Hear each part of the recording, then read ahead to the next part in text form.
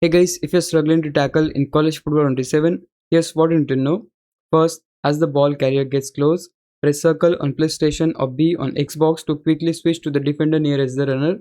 This gives you better control and makes it much easier to line up your tackle. Once you're in control, press cross on PlayStation or A on Xbox for a regular tackle.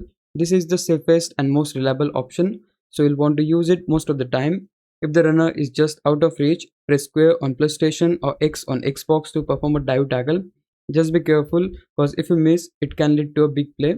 You can also use the tackle stick. For that, you need to click the right stick up for a hit stick, down for a cut stick, left for a lunge tackle, or right for a wrap tackle. A quick tip, switch to the nearest defender as soon as possible. Line up your tackle and don't always go for big hits. Conservative and wrap tackles are the most consistent. And that's how to tackle in college football on day 7. Hope this would help you out. If it did, please leave a like and subscribe my channel. Thanks for watching.